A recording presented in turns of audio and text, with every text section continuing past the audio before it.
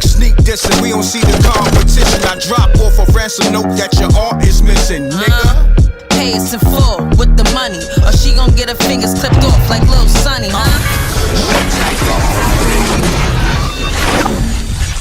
MRecktv. Yo, we always gonna be best friends, man.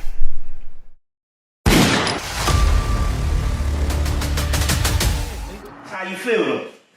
Yeah, nigga, that's how I feel. Alright, man, drop your location, man. Hey, homie, where you at, man? Drop that location, man. I'm about to pull up on you. Drop my location? Nigga, I'm about to send my addy right now, nigga. I'm about to...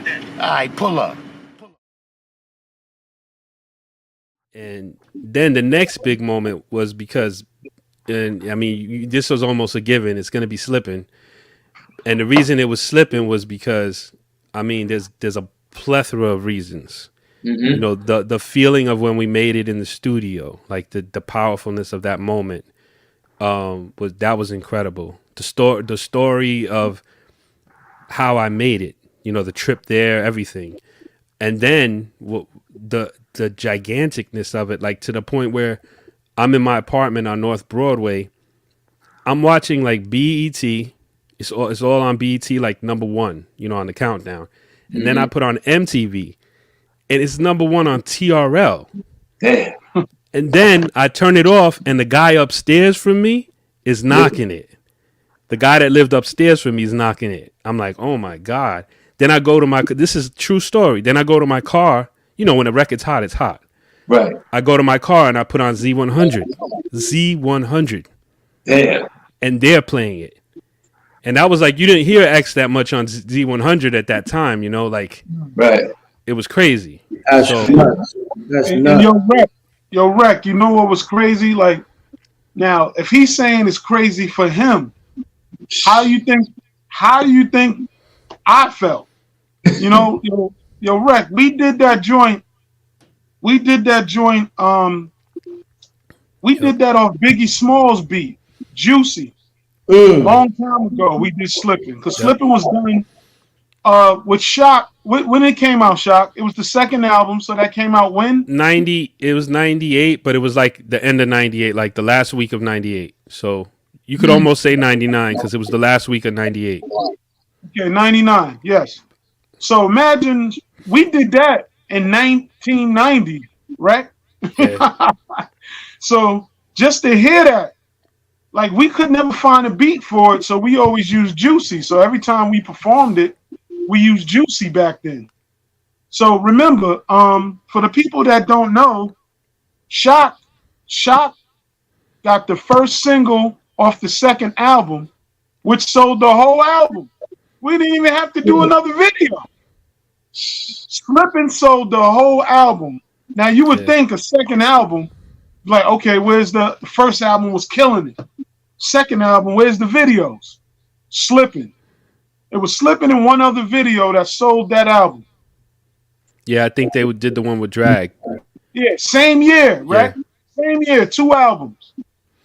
That was crazy, man. I didn't know what to do about. Now, even to go in. Oh, sorry. Go ahead. Oh, my bad. I didn't hear you. Well, let's do this, because you know we all are artists in some kind of way, whether DJ, I'm an MC. So like, what was that feeling like? You understand what I'm saying? We need to, you know, give us that visual of when you first heard it. Like, what did it do to your mental state, your body? Like, because and then a record of that magnitude, like, give us that visual. It feels weird. It feels like crazy. It's like it just doesn't make sense. Like, it feels like it's a lot of feelings at once, tell you the truth. It's like a plethora of different emotions at the same time, like disbelief a little bit, like, damn, like, how, you know what I mean? It's a little disbelief. It's like a little bit of like, of course, excitement, and like also validation, because like for example, a lot of people spoke against me doing the deal I did with Ruff Ryders. I left a job at the city where I was making, I mean, at that time it was a good living for like a 20-something-year-old kid. I was making like 60-something thousand a year. So it was like I actually, all the people I work with, because I was there for 5 years, and I had the studio and I worked there at the same time. Like I would do 8 hours there and like 8 hours at the studio. I did that for years. And basically they were all like, "You crazy, you're gonna sign with this company." I only got $2,500 from them to sign. And everybody was like, "You're crazy, like what are you doing? You're leaving this good job and you're just gonna jump in." And I was like, at that point in my life, I had been doing music my whole life, and I had this sense of like that they were about to go on this run, and I just instinctually, I just was like, this doesn't happen all the time. It's probably never going to happen again. And I felt like it wasn't like, I don't feel like it was irresponsible, because I was very knowledgeable about the business and the game, and I studied it since I was a little kid. And I felt like it wasn't like a gamble, because I was like, if it didn't work, I wouldn't have even beat myself up, because it made complete sense that it would. And the thing about, to connect that to Slippin, is I signed. It took a few months to like do the contract, and I signed. And then that very next week, I went out to work on Slippin. And as soon as I got off the plane, I went straight to the studio and did Slippin. Like that same night, I didn't even go back to where I was staying. That very night, I had my suitcase, went to the studio, and just to solidify what Superior said, because I don't know if you know this, but how he had the lyrics, they had been apparently for 9 years looking for the right beat. Yeah. Because when he heard that beat, he was like, he mouthed a little bit of it. And then he just looked at me and he was like, "Lay that." And when I laid it, and he did everything in one take, which means he knew that like it was that those lyrics were like a part of him already. Like it wasn't like something he just did. He did it, and when he did it, like you could feel it in the session. Like his uncle came in, like people like feeling the like The vibe. the power, the vibe, the like wow, this is like something special, and so yeah, the feeling was great. It was some people say it's luck. Somebody commented once on a post and they were like, you just got lucky. But when you know me and you know my story, it's like I released before even, my first release is in 94 on Sony Continuum, my first record, which is with Kool Keith, Melly Mel, Godfather Don, and Raw Breed. So like I've been doing this like before that. And they're like, yo, it's luck, but it's not really luck, because it's part luck. I'm not going to say it's no luck. It's part everything. It's part luck, part in the right place at the right time, part taking the right risk, part also being prepared, having the music ready when the moment came. I mean, because I could have come off that plane unprepared and been like, yo, I need a beat machine. I came off that plane with a DAT with like 40 joints selected specifically for this trip. Not, I had way more than that, but this was like 40 aimed at X. Gotcha. I want to say this though. Producing a record like that, I know it puts you in a different space, like kind of like right away, because it was so big. Name some of the people that reached out to you, I guess, for beats and production, or I know maybe other deals came about, but you was already signed to Ruff Ryders, correct? Yeah. So this is where it's going to get a little controversial, because if I'm going to tell the true story here today, the truth is not that many people reached out to me, hardly any. I'm not going to say that they didn't, but I didn't know about it. At least maybe they did, maybe they didn't. I can't give you a true answer, but all the other outside placements I got, and even the inside ones, took mad hustle, mad work. You know, I got with Pun completely separately, Busta separately, like not necessarily. You know, there was one time I hung out with Bust and Swiss, but I had already been putting the work in with his road manager, and we had already been down at his studio. So it wasn't like a thing where like I did this record and people just started calling me. It was more of a thing where if I wanted to try and open the door now, it would open, because I would be like, come, I'll be like, yo, I want to play beats for so and so, and they'd be like, I'm like that. I'm Shok from Ruff Ryders. I did Slippin for X.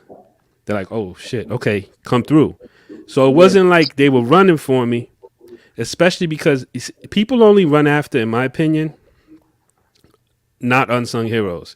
They run after people who are in the spotlight, who are being projected as these big guys in production, or then the people run after them because they have this like brand, and then they'll be like, yo, I need a joint from so and so, you know, because a lot of, even in my company where I was with Ruff Ryders, there were records I did that people thought someone else did. They thought Swiss did some of those records just because Which record? of the, like, specifically Spit These Bars is probably the main one that people thought he did. And that was, you know, he's on the hook. Yeah, and, fact. So he's in the video heavy. So it's not like a far-fetched thing to be like, oh, he did it, you know? So, but it's not like in the company they would go out of their way to be like, no, hold up, that's Shok. You know what I mean? Kind of like if you see, I have a video on my timeline, which I love, because Drag On is doing an interview, I think it's with Vlad, and he's talking about Spit These Bars. Yo, that beat was crazy. And he's like, who did that? Swiss? And Drag is like, no, that's Shok. That's Shok. And it was dope because it's like, me and Drag made that. You know what I'm saying? It's like, that was a dope moment. I remember him writing in the room. I remember he was on some like vibe where he was trying to do kind of, in my opinion, like kind of a Biggie kind of vibe. The way as I heard him do it, and I was like, oh, this is dope, because Drag was doing different stuff on other records at that time, and when he spit that type of flow on there, it was like kind of dope, because he was, you know, he was like dun, dun, dun, dun, dun, dun, dun, dun, dun, and it wasn't the dun, you know, kind of vibe. You know what I'm saying? It was a little different, so it was kind of dope. And you know, it's unfortunate, but it's par for the course. You know, it is what it is. You know, that's how it works. I want to say this though. How many units did that record eventually sell? Like, wind up selling? What, Spit These Bars? No, Slippin. Slippin sold the album to about 4 million copies. Yeah, and the single went platinum. And single was platinum? Yeah, the single was platinum, but the album did 4, and that was without, like I said, the second video that was done, it was a hype single, but it didn't carry the album. Slippin carried the album. Got you. Now, Shok, at this time, so you didn't have a publicist? No. I kind of tried to do that. See, it was a very weird situation, because by nature, I don't necessarily like the spotlight. And so I'm not like someone who's going to like chase it exactly. Because I love being in my love, as you can see, like, I don't know if you can see, but like in the corner, or like on the other side, that's me playing the drums by the speaker when I'm a little kid. I've always just loved music. Like, I'm 47, and I'm as excited right now about ideas in my head for these beats I've been doing lately, right, as I was when I was 16 in my cousin's room. Yes, sir. You know, and I'm super appreciative of that, because I know that some people go their whole life just trying to find one thing that they like, you know, and that makes them feel excited like that. So like, there's been times in my life when I hated it because of the business, but as I matured and I learned to take things more in stride and be like more on a Zen vibe where I don't get mad about stuff, and I go with the wave instead of try to go against the wave. Right. And as I grew, now I embrace that more, and I see it as like a beautiful thing to just be so excited. So like, because I'm like that, it's easy to take advantage of somebody who would rather be in the studio anyway, and other people who would rather be out parading, showing themselves and putting their arm around people and, you know, doing that whole thing. Like me, I'm in heaven. You put me in the studio, I'm like, I just need to sleep, eat, take breaks to get my mind back again, like go away somewhere. And then you put me back, and then I'm like, yes, I'm back. You know, it's like, that's my whole desire. So, Yes, sir. So for the record, this is my last question on Slippin. For the record, you said DMX did that record in one take, correct? yes. Yep. Yeah. That's I laid the, That's I kid crazy. you not, I got off the plane, went to the studio. Right away, I saw Swiss, and he was like, you got joints? I was like, of course. He was like, all right, I'm going to get X. I put the dad in. He picked it. I laid the beat. As soon as the beat was laid, he was like, you laid it? I was like, yup. They had it up on the board. He went in the booth, and he did one take, doubled, did whatever he had to do, did the whole thing. And then there was gosh, I'm sorry, I forgot her name, but the woman who did the background vocals on the chorus, she was actually like in the lounge at the time. And then she came and she did that. She was on American Idol too. I can't remember her name. I feel bad about that, but anyway, she went and she did that like immediately, and the whole record was done that night. And then the next day when I came in, me and Rich Keller, we mixed it, and it was done like immediately. And I had just, stuff was still, like I was still not even settled in. Like I just got there. Well, let me ask you this though, too. Was that a sample? Yeah, that's a sample. That's What sample was that? that's Moonstreams by Grover Washington Jr.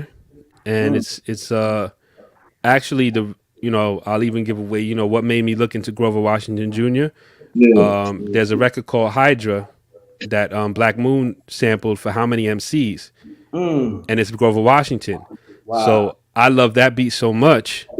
It was one of my favorite beats, like in that during that time. And I used to listen to the instrumental, shout out to Evil D. And I was like, damn, this is fire. And I was like, I wonder if this guy has other stuff. So then when I went to the record stores and stuff, or, if I would go to a lot of used furniture stores to get the records for cheap. And if I saw Grover Washington, I would pick it up. And so I had like maybe 5 or 6 of his albums by that time.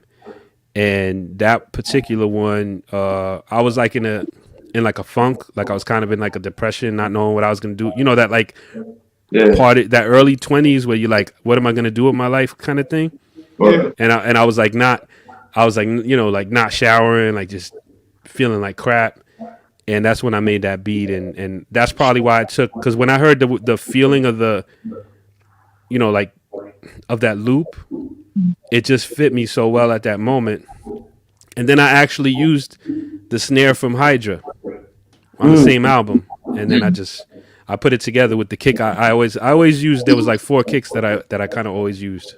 So he wanted to do that so bad, man, because the thing was, he wanted to answer a lot of questions, because the first album was so successful and it was still moving as he started working on the second one. The second one, that was only 6 months after, because he put out the first one, it was in May, and then the second one came out in December. Yeah, because somebody thought he couldn't do it. Somebody thought he couldn't do it. They was like, I bet you can't do it again. And he's like, what? I can do it right now. You crazy? Yeah, you crazy with DMX impressions. You got X down. Yo, if they ever do a cartoon, we got the voice. Yeah, back. What I say, so. Back. So, Shok, let's clear the air. So, Slippin' production was inspired by Black Moon. How many MCs? Definitely, in a sense, definitely, because that, when you're digging through crates, there's a couple different things or elements that you use. Covers. I'm a sucker for a dope cover. Like if I saw like a psychedelic cover that looked crazy and it was like fusion, and I would just buy it. I would tell the truth. Like I don't know what the hell it is, I'll just buy it, because I knew they would have some weird sounds at least. Even if they didn't have a dope groove, they would have some weird sounds that I could like put in intros and stuff. So I would always do that. And the other thing was once I found artists that I liked or musicians that I liked or something, I would look at credits and be like, oh, this guy's on here or this drummer's on here. I always like his stuff. And so similarly, like with producers, like if someone does a dope record and they pull out a certain artist, that's going to make me be like, damn, I want to hear that guy's whole collection, because the truth is it, there's a certain vibe that, that certain artists have. And if they're good and they're dope, chances are they're going to have some more fire in there. So Nah, that Slippin' record was powerful, bro. Yes. Thank you, man. And I just want to thank you for actually creating that, man. At the time, for me, I was still in the streets. I'm a calm, reserved man now, but at the time, shit, I had a brand new Durango jewelry, drinking a lot of Henny, messing with a lot of women at the time. And I'm in the hood. I got some dudes over here. They might be smoking, some weed, crack, niggas hustling, chicks doing this. This the environment at the time that record came out. So for us, it just fit right in. So it's like, and I just lost my man at the time. So wow. I'm sitting there drinking, listening to this, and I'm banging the song in the Jeep, and I'm like, damn, yo, I'm not even entitled to all this stuff that's happening. You're not entitled to this female you about to call and go smash just because you can do it. You know what I mean? So I'm having one of them moments when I'm really checking myself. So it came, and that song was a pivotal moment for that. So I salute you and thank you and X for that, man. Yeah. Thank you. Salute you, my brother. Salute, brother. Thank you. It's very humbling, like, to meet people. I've gotten emails, from people from the other side of the world of how that song got them through something. I've had people just like embrace me, right? Like find out I made the song and just give me a tight hug. Yeah. So it's like it's very humbling, and I can't take I take credit for my work and everything, but there's a God part of that. There's a universe part of that yes. I could never recreate, or I feel like somehow that happened and it wasn't like for me, or necessarily it wasn't just for me and X. It was actually something beautiful that was actually for a lot of people. Yes. And that's why, even though I've had trouble collecting my money to this day on that record, but even though that happens, hold on. Uh-huh. You can't just throw that out there. MRecktv. Yeah. No, I mean, listen, I've been trying for many years. We've been in court a long time. It's an ongoing thing. This stuff is very slow. I have great attorneys, and they've done a great job. But these things take time. Like what people don't understand. Like people might look and be like, "Man, you've been going for that forever." Most people give up because of this. Like it literally, like I'm not exaggerating. The most basic thing can happen in court, and it takes the judge, 5 months to enter it into the case. Like what I'm trying to tell you is like the most basic, like, okay, we're going to go from A to B. No, nothing that determines anything. We're just going to go from A to B. That's 5 months. You got to wait. Then when he puts it in, then they schedule with you for the next time you come. So it's not rare to show up in a whole year 2 times, 3 if you're lucky. And then keep in mind how slow things happen. So now you got year. And it's unfortunate, but that's how some it's really like something that is in the hip hop community. It's something that is accepted. We do these deals. People don't get paid for their work, and then they don't make a lot of noise about it because they don't want to get shunned. They don't want to get blackballed, which basically that's a big part of the reason why my work slowed down years later, because when you speak out against the system and what people do, it puts you in a weird position. It's like some people, it's their mentor. You know what I'm saying? Like I'm suing the person that put them on. So it's like a weird situation. It's like, imagine if I was suing, like, just let's take it out of business. Let's say if I was suing you like your best friend, or like your brother or your sister or something. Like Father. just by nature, I can't really. If I like you and I'm cool with you and we got history, I'm not gonna hate you. I'm gonna give you a pound, but I can't really mess with you too much because it's a weird situation. Like, and you still eat with that person, you know? Yeah. Well, let me say this, and this is M.Reck speaking, and I speak to the unsung heroes, and I love the name of this show. So shouts to DJ Moschino and DJ Superior. How do you not pay the producer, aka DJ Shok, on Slippin? Like, I don't understand that. Like, that's somebody you gotta say, yo, dog, just let me know what we owe you. Let's clear that tab.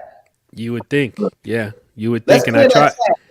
And I tried to do it that way many times throughout the years. I tried to do it many times. Like, I didn't want to do it through court because it's just such a hassle. It's like, who wants to do that? Like, there's a scripture that says, it's a proverb, I think, and it's in Proverbs, I think. It says that if you can settle your dispute with the other person on your way to court, do it. It's better than going before the judge because you never know what's going to happen. Right. And one more question on that, not to cut you off, because I gotta say this. Did you ever speak to DMX about not getting your right? No, never did. No, like.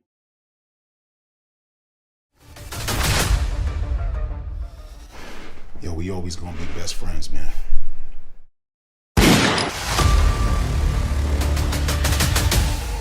How you feel though?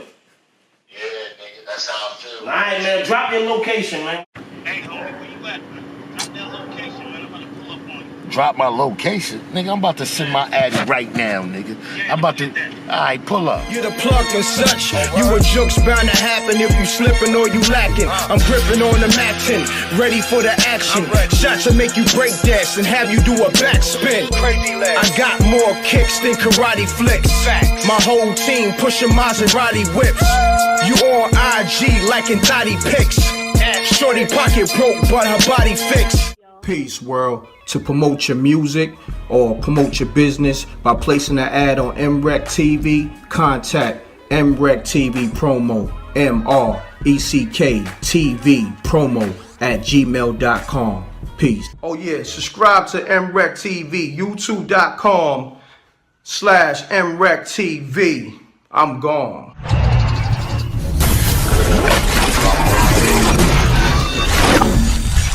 M.Reck TV. It's got a music.